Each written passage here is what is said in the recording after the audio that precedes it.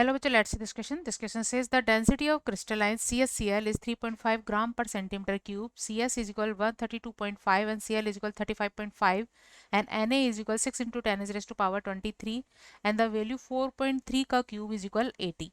The smallest CS2Cl internuclear distance in the crystal is. Key concept for this question is CSCl distance in CSCl crystal.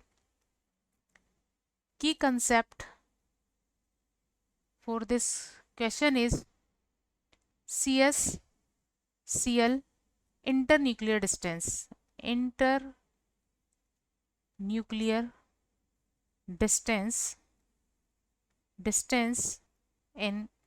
CSCl crystal. CSCl crystal का unit cell type होता है body centred. CSCl is body centered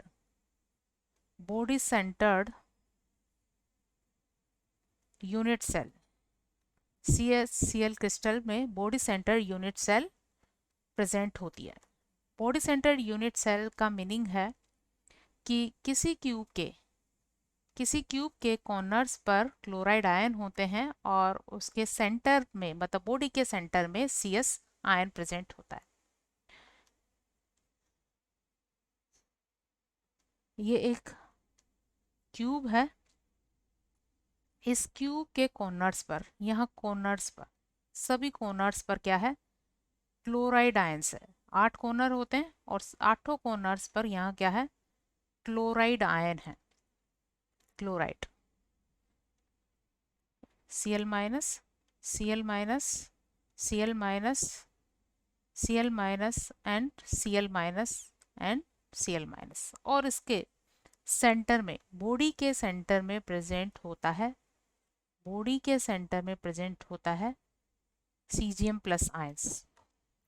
तो इस तरह से बहुत सारी units मिलती है. तो ये यूनिट्स मिलकर एक ऐसा क्रिस्टल स्ट्रक्चर बनाती है जिसमें क्लोराइड और CS आयंस की 2 लेयर्स होती है, जिनमें CS आयन क्लोराइड आयंस के बॉडी सेंटर में प्रेजेंट होते हैं या CS आयंस के बॉडी सेंटर में क्लोराइड आयंस प्रेजेंट होते हैं.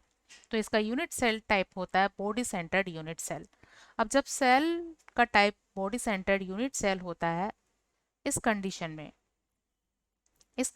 में CS, Cl और Cl जो कि डायगोनल पर प्रेजेंट होते हैं, ये एक दूसरे से टच किए हुए होते हैं. तो ये तीनों एटम इस तरह से क्या करते हैं? एक दूसरे को टच किए हुए होते हैं. तो इनकी सबकी रेडियस का सम इस बॉडी डायगोनल के इक्वल होगा. इस तरह से एक बॉडी डायगोनल मिल जाता है. ठीक है, दिस इज बॉडी डायगोनल. और इस बॉडी डायगोनल की जो लेंथ होती है, अगर हम इसे A नाम दे, इसे B और इसे C पॉइंट, तो इस तरह से हमें क्या मिल जाता है? एक ट्रायंगल मिल जाता है ABC, है ना. ट्रायंगल ABC मिल जाता है. अब यहाँ पर ये जो डिस्टेंस BC मिली है, ये अगर इनकी एज लेंथ क्या है? A है. एज लेंथ क्या है? A है. ये भी एज लेंथ क्या है? A है. और यहाँ भी ये डिस्टेंस क्या है? A है. तो ये जो डिस्टेंस होगी इस फेस की क्या होगी? डायगोनल होगी. और फेस की डायगोनल जो होती है वो होती है √2a होती है. सो यहाँ से डेल्टा ABC से हम AC की वैल्यू निकाल सकते हैं. और AC की वैल्यू जो होती है, ये होती है AC स्क्वायर इक्वल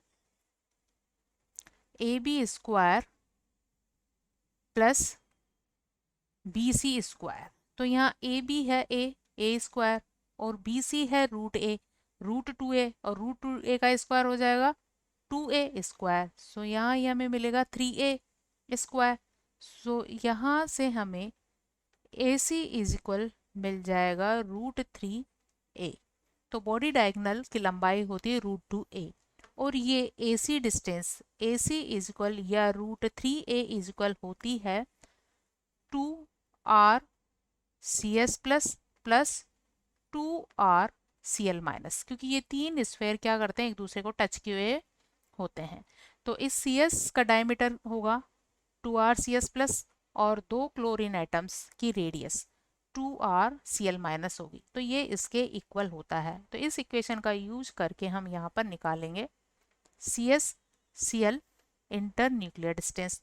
तो यहाँ CS Cl inter nuclear distance जो होगी, इंटर न्यूक्लियर डिस्टेंस को हम यहाँ D से रिप्रेजेंट कर देते हैं, तो ये क्या होगी √3a/2 होगी, √3a/2 हो जाएगी। तो इसे हमें कैलकुलेट करना है।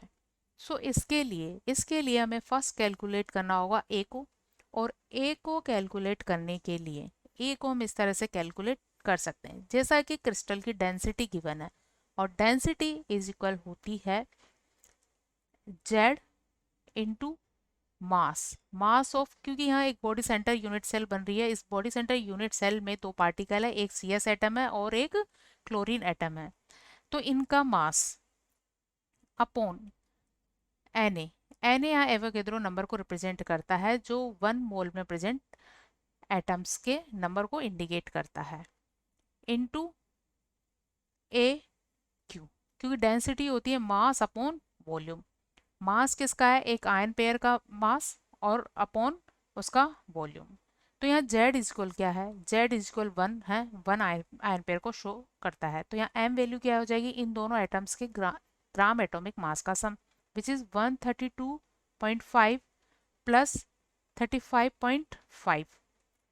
Na है यहाँ Avogadro number 6.0 into 10 is raise to power 23। AQ हमें निकालना है और D यहाँ पर गिवन है, विच इज 3.5 ग्राम पर सेंटीमीटर क्यूब। सो यहाँ से AQ वैल्यू हमें मिलेगी, इनका सम करने पर ये वैल्यू आएगी 168.0 upon 6.0 into 10 is raise to power 23, और डेंसिटी की वैल्यू है 33.5 ग्राम पर सेंटीमीटर क्यूब। तो यह AQ वैल्यू मिल जाती है, ये AQ वैल्यू हमें इसको सॉल्व करने पर ए वैल्यू हमें मिल जाती है 4.3 into 10 is raise to power -8 centimetre में, क्योंकि डेंसिटी ग्राम पर सेंटीमीटर में है, तो ग्राम ग्राम कैंसिल हो जाएगा और ये हमें किस में मिलेगी, सेंटीमीटर में मिलेगी। तो ए की वैल्यू हमें सेंटीमीटर में मिल गई है। अब जैसा कि यहाँ रिलेशन गिवन है, हमें ये डिस्टेंस निकालनी है, और ए की वैल्यू हमें मिल गई है 4.3 into 10 is raise to power -8, तो ये वैल्यू हम यहाँ रखेंगे। अब √3 की वैल्यू होती है 1.732 अपॉन 2 इंटू ए की वैल्यू है 4.3 into 10 is raise to power -8 centimetre. तो इसे सॉल्व करने पर ये वैल्यू मिल जाती है हमें 3.72 into 10 is raise to power -8 centimetre. और अगर इसे हम एंगस्ट्रॉम में चेंज करते हैं तो 1 एंगस्ट्रॉम इज इक्वल होता है 10 is raise to power -8 centimetre. So ये वैल्यू हो जाएगी 3.72 angstrom. So answer of this question is C, 3.72 angstrom. Hope you understood it well. Best of luck.